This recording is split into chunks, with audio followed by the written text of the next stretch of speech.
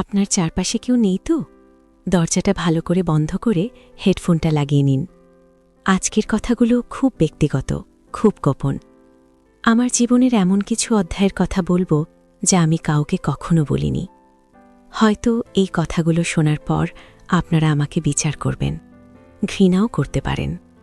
কিন্তু আমি জানি আমার মতো এমন অনেক মৌন কণ্ঠ আছে যারা নিজেদের কষ্ট, নিজেদের ভুল, নিজেদের দুর্বলতা নিয়ে চুপ করে আছে। আমার বাড়ি মেদিনীপুর জেলায়, ছোট একটা শহর। আমাদের পরিবার খুব রক্ষণশীল না হলেও কিছু সামাজিক নিয়মকানুন খুব কঠোরভাবে মানা হয়। আমি মৌসুমী। এখন আমার বয়স ৩০-এর কাছাকাছি।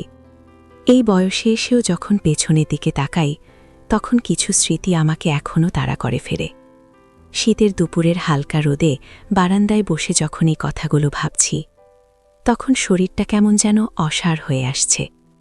গায়ে আমার একটা হালকা গোলাপি রঙের সুতির শাড়ি, ভেতরের ব্লাউজটা একটু চাপা। তাতে আমার দেহের ভাঁজগুলো বেশ স্পষ্ট বোঝা যাচ্ছে।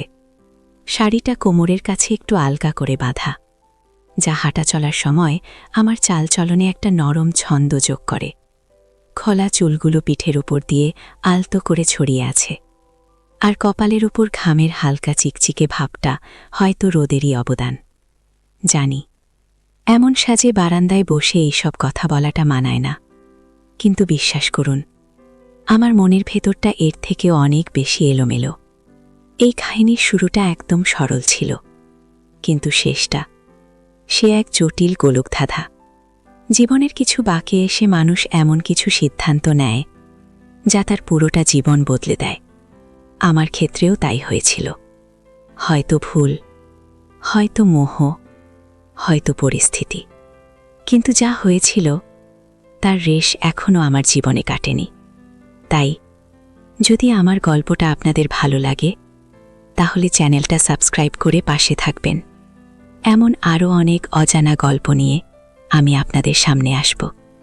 আমার স্বামী রঞ্জন সরকারি চাকরি করতেন। চাকরির সুবাদে তাকে অনেক সময় দূরে থাকতে হতো।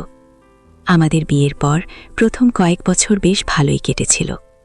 রঞ্জন খুব ভালো মানুষ, শান্ত প্রকৃতির, কিন্তু তার চাকরির ধরনটাই এমন যে সে বেশিরভাগ সময় বাইরে বাইরে থাকত। নতুন বউ হয়ে শ্বশুরবাড়িতে এসেছিলাম, সবটা অচেনা। প্রথম রঞ্জন যখন ছুটিতে আসত, তখন তার সঙ্গে কাটানো মুহূর্তগুলো আমার কাছে উৎসবের মতো ছিল। কিন্তু সময় যত যেতে লাগল, একা থাকার অভ্যাসটাও জেঁকে বসল। মনটা মাঝে মাঝেই কেমন ফাঁকা ফাঁকা লাগত। আমাদের বাড়িতে শ্বশুর শাশুড়ি ছাড়াও রঞ্জনের ছোট ভাই অর্জুন থাকত। অর্জুন তখন কলেজে পড়ত, সদ্য গোঁফ গজানো এক ছটফটে যুবক। ও আমাকে ভাবি বলে ডাকত, খুব সম্মান করত। প্রথম ওকে একটা ছোট ভাইয়ের চোখেই দেখতাম। ওর সঙ্গে গল্প করতাম, হাসতাম। রঞ্জন যখন থাকত না, তখন অর্জুনই আমার একমাত্র সঙ্গী ছিল। বাজার করা থেকে শুরু করে বাড়ির ছোটখাটো কাজ সবকিছুতেই অর্জুন সাহায্য করত। ওর মধ্যে একটা অন্যরকম সরলতা ছিল, যা আমার ভালো লাগত। দিনের পর দিন, মাসের পর মাস রঞ্জনের অনুপস্থিতি আমার মনে এক গভীর শূন্যতা তৈরি করছিল। রাতগুলো কেমন যেন দীর্ঘ মনে হতো। অর্জুনও তখন প্রায়ই রাত জেগে পড়াশোনা করত। মাঝে মাঝে ওর ঘরের দরজা খোলা থাকত। দেখতাম সে বই নিয়ে বসে আছে। হয়তো আমার নিঃসঙ্গতাটা ও বুঝতে পারত। কোনো এক রাতে আমার শরীরটা খারাপ লাগল, পেটে অসহ্য ব্যথা। রঞ্জন তখন অনেক দূরে। আমি ভয়ে ভয়ে অর্জুনকে ডাকলাম। ও তক্ষুনি আমার পাশে এসে দাঁড়ালো। আমার কপালে হাত দিয়ে দেখল জল আছে কিনা।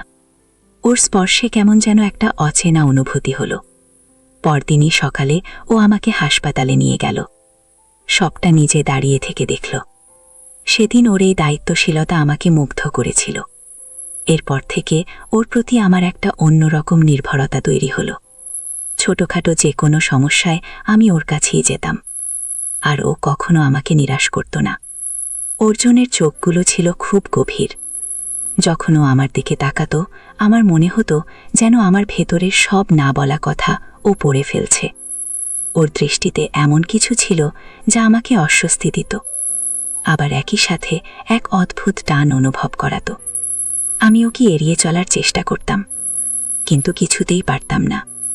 রঞ্জনের ছুটিতে বাড়ি আসার সময়টা কমতে লাগল, আর আমার একা থাকার সময়টা বাড়তে লাগল। দিনের পর দিন অর্জুনের সঙ্গ আমার কাছে অপরিহার্য হয়ে উঠল। আমরা দুজন ঘন্টার পর ঘন্টা গল্প করতাম। মাঝে মাঝে নির্জন দুপুরে সে আমার সঙ্গে বসে ছবি দেখত, বই পড়ত। এক বিকেলে আমি রান্নাঘরে কাজ করছিলাম, হাতে আমার কিছু লেগেছিল। অর্জুন হঠাৎ করেই এসে আমার হাতটা ধরে দেখল। ভাবি, কি লেগেছে? ওর হাতের ছোঁয়ায় আমার শরীরটা কেঁপে উঠেছিল। আমি দ্রুত হাতটা সরিয়ে নিলাম। ওর চোখেও দেখলাম এক পলকের জন্য কেমন একটা অদ্ভুত চমক। সেই দিন থেকেই যেন আমাদের সম্পর্কের মোড় ঘুরতে শুরু করল। আস্তে আস্তে অর্জুন আমার আরও বেশি কাছে আসতে শুরু করল। সন্ধেবেলায় ছাদে হাঁটতে হাঁটতে সে আমার কাঁধে হাত রাখত, বলতো, ঠান্ডা লাগছে ভাবি, শাড়ির আঁচলটা টেনে নিন। ওর স্পর্শগুলো প্রথম দিকে নির্দোষ মনে হলেও ধীরে ধীরে সেগুলো আরও গভীর হতে থাকল। একদিন সে আমার চুলে হাত বুলিয়ে দিয়ে বলেছিল, আপনার চুলগুলো খুব সুন্দর ভাবি, অনেকটা রেশমের মতো। আমি লজ্জায় লাল হয়ে গিয়েছিলাম, ওর চোখে চোখ রাখতে পারছিলাম না। এই ধরনের কথাগুলো আমার মনে এক অজানা অনুভূতি জাগাত, যা আগে কখনো অনুভব করিনি। আমি জানতাম এটা ভুল, কিন্তু আমার মনের ভেতরকার শূন্যতা, রঞ্জনের অনুপস্থিতি আমাকে আরও বেশি করে অর্জুনের দিকে ঠেলে দিচ্ছিল। আমার মানসিক দুর্বলতাকে অর্জুন খুব সূক্ষ্মভাবে কাজে লাগাতে শুরু করল। সে আমাকে এমনভাবে দেখত, এমনভাবে কথা বলত, যেন আমি তার কাছে পৃথিবীর সবচেয়ে কাঙ্ক্ষিত নারী। আমার আত্মবিশ্বাস বাড়ছিল, কিন্তু তার সাথে বাড়ছিল এক তীব্র অপরাধবোধ। এক রাতে লোডশেডিং হয়েছিল, সারা বাড়ি অন্ধকার। আমি ভয়ে ভয়ে ঘরে বসেছিলাম। অর্জুন এলো মোমবাতি নিয়ে। সে আমার পাশে এসে বসল, তারপর ফিসফিস করে বলল, ভয় পাচ্ছেন ভাবি, আমি তো আছি। ওর কণ্ঠস্বর ছিল ভারী মায়াবী। সেই রাতে আমরা অনেকক্ষণ পাশাপাশি বসে গল্প করলাম। অন্ধকারে ওর শ্বাস প্রশ্বাস আমার খুব কাছে অনুভব করছিলাম। একসময়ও আমার হাতটা নিজের হাতের মুঠোয় নিয়ে নিল।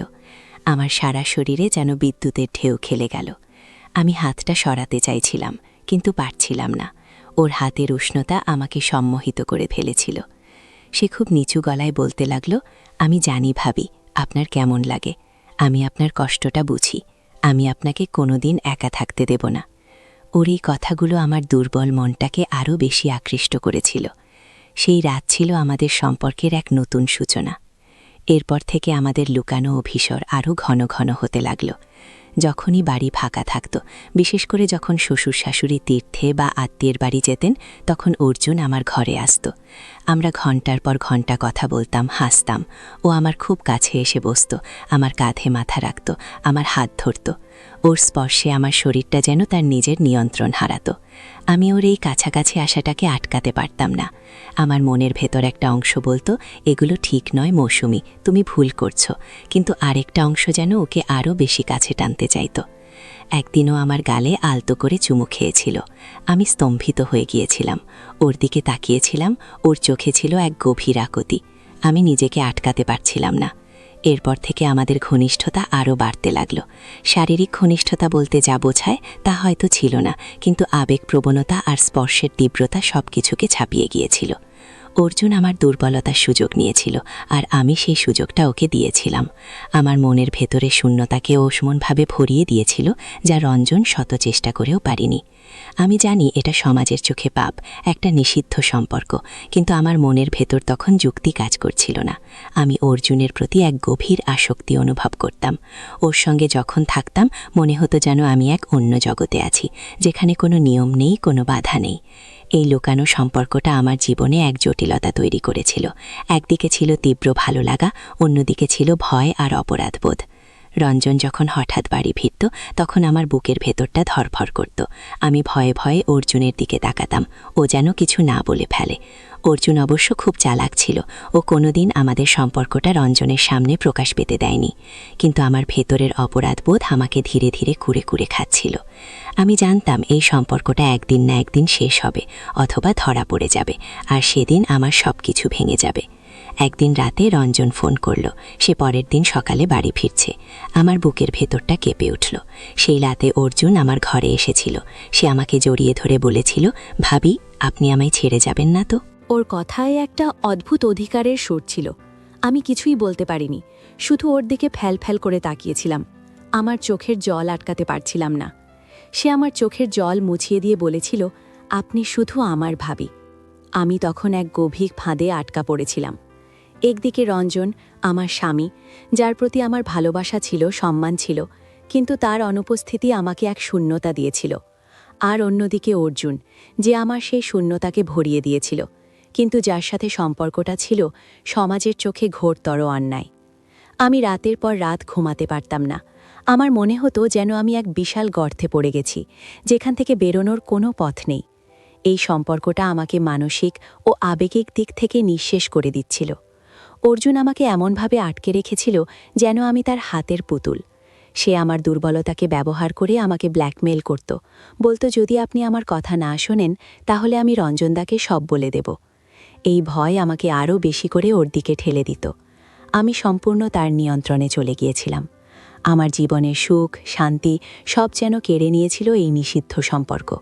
আমি আমার নিজের কাছেই নিজেকে ছোট মনে করতাম।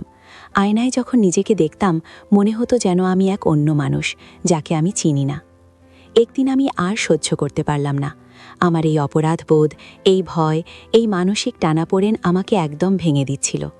রঞ্জন তখন আবার ছুটিতে এসেছিল। আমি সিদ্ধান্ত নিলাম আমি এই সব কিছু শেষ করব। আমি একা অর্জুনকে ডাকলাম। সে আমার ঘরে এলো। তার চোখে সেই পরিচিত চাউনি। আমি তার দিকে তাকিয়েছিলাম, তারপর শান্ত গলায় বললাম, অর্জুন, এটা আর চলতে পারে না। সে প্রথমে বুঝতে পারল না, তারপর যখন বুঝল তার মুখটা কঠিন হয়ে গেল। সে আমাকে ভয় দেখাতে চাইল, যদি আমি সব রঞ্জনদাকে বলে দিই। আমি হেসে উঠলাম, এক তিক্ত হাসি। বলে দাও অর্জুন, যা খুশি করো, আমি আর ভয় পাই না। আমার ভেতরের সব ভয় যেন সেদিন এক মুহূর্তে উধাও হয়ে গিয়েছিল। আমি তখন একটা কঠিন সিদ্ধান্তে স্থির। আমার সেই দৃঢ়তা অর্জুনকে হতবাক করে দিয়েছিল। সে চলে গেল, আর সেদিন থেকে আমার জীবনে একটা নতুন অধ্যায় শুরু হলো। হয়তো আমার অতীতটা কলঙ্কিত, হয়তো আমি অনেক বড় ভুল করেছি, কিন্তু সেই ভুল থেকে আমি অনেক কিছু শিখেছি। আমি শিখেছি যে মানুষের মনের দুর্বলতাগুলো কিভাবে তাকে ভুল পথে চালিত করতে পারে। আমি শিখেছি যে কোনো ক্ষণিকের মোহের কাছে নিজেকে বিক্রি করে দেওয়া কতটা মূর্খতা। সমাজ হয়তো আমাকে ক্ষমা করবে না, আমিও নিজেকে হয়তো পুরোপুরি ক্ষমা করতে পারিনি, কিন্তু আমি চেষ্টা করছি আমার ভুলগুলো শুধরে নিয়ে নতুন করে বাঁচতে। এই সম্পর্কটা আমাকে শিখিয়েছে যে সত্যিকারের ভালোবাসা আর নির্ভরতা কোথায় খুঁজে পাওয়া উচিত। বাইরের চাকচিক্য বা ক্ষণিকের আরাম কতটা বিপজ্জনক হতে পারে তা আমি নিজের জীবনে বুঝেছি। আমার মতো যারা হয়তো নিজেদের জীবনকে এমন কোনো ভুল সম্পর্কের জালে জড়িয়ে ফেলেছেন, তাদের কাছে আমার একটাই কথা, নিজেকে ভালোবাসুন, নিজের সম্মানকে সবার আগে রাখুন, কারণ সম্মান একবার চলে গেলে তা ফিরে পাওয়া খুব কঠিন। জীবন একটাই, তাকে সঠিক পথে পরিচালিত করার দায়িত্ব আমাদের নিজেদের। আমি এখন রঞ্জনকে আরও বেশি সময় দিই, ওর সাথে আরও বেশি করে কথা বলার চেষ্টা করি। আমাদের সম্পর্কটা হয়তো আগের মতো নেই, কিন্তু আমি চেষ্টা করছি ভালোবাসা আর বিশ্বাস ফিরিয়ে আনতে। এই ভুলটা আমার জীবনের এক বড় শিক্ষা হয়ে থাকবে।